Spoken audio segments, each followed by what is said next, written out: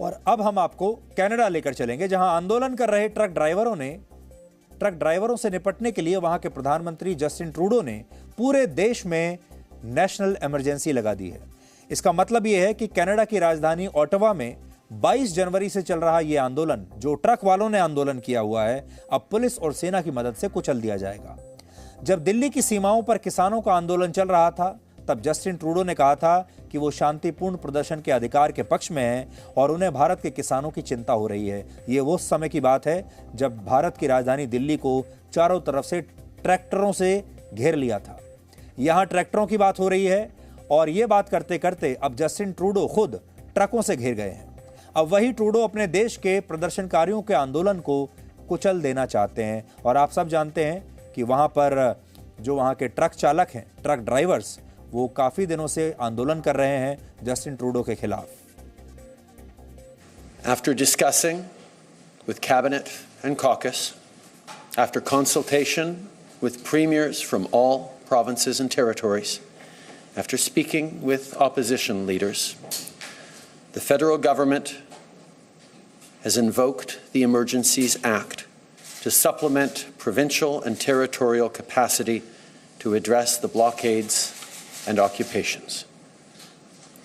I want to be very clear. The scope of these measures will be time-limited, geographically targeted, as well as reasonable and proportionate to the threats they are meant to address. The Emergencies Act will be used to strengthen and support law enforcement agencies at all levels across the country. This is about keeping Canadians safe, protecting people's jobs, and restoring confidence in our institutions. The police will be given more tools to restore order in places where public assemblies can constitute illegal and dangerous activities, such as blockades and occupations, as seen in Ottawa, the Ambassador Bridge, and elsewhere. These tools include strengthening their ability to impose fines.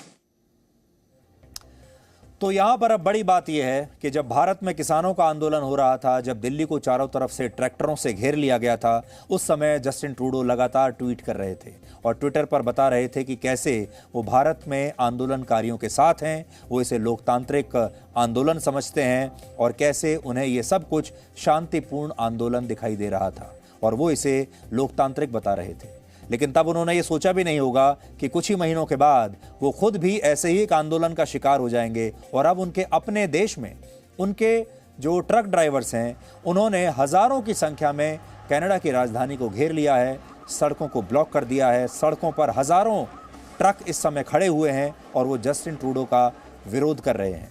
और ये वो लोग हैं जो vaccine के खिलाफ आंदोलन चला रहे हैं। ये ट्रक ड्राइवर्स कह रहे हैं कि हम कोविड की वैक्सीन नहीं लगवाएंगे। इस बात को लेकर वहां पर प्रदर्शन चल रहा है। तो जस्टिन ट्रूडो दुनिया भर को तो लोकतंत्र का पाठ पढ़ाते हैं। जस्टिन ट्रूडो के सामने दो विकल्प थे। पहली बात तो यह थी कि पहले वो इनसे बातचीत करते और इसे बातचीत के जरिए सुलझाने की कोशिश करते। वो उन्होंने किया नहीं, बल्कि उन्होंने घर छोड़कर भागने का फैसला किया। जब ट्रक वालों ने राजधानी को और उनके घर के आसपास के इलाकों को घेर लिया, तो जस्टिन ट्रूडो अपना प्रधानमंत्री आवास छोड़कर ही भाग गए और उसके बाद उन्होंने बहुत लंबा समय लगा दिया सख्त फैसला लेने में और अब जाकर वो ये सख्त फैसला ले रहे हैं कि वो अपने देश में नेशनल इमरजेंसी घोषित कर रहे हैं। और वहाँ से जो हमें तस्वीरें आ रही हैं, वो तस्वीरें इस तरह की हैं कि वहाँ पर अब वहाँ की जो पुलिस है, वहाँ की सेना है, वो ट्रक ड्राइवर्स को पीट रही है, हथकड़ियाँ लगा रही है, उन्हें घसीटते हुए वहाँ से ले जा रही है, उनके साथ दुर्व्यवहार किया जा रहा है, उनकी पिटाई की जा रही है। अब आप सोचिए, भारत जैसे लोकतंत्र में और कनाडा जैसे लोकतंत्र में बुनियादी फर्क यही है। इस फर्क को आज समझने की कोशिश कीजिए। Presenting B News app available on Google Play and App Store. Download it now.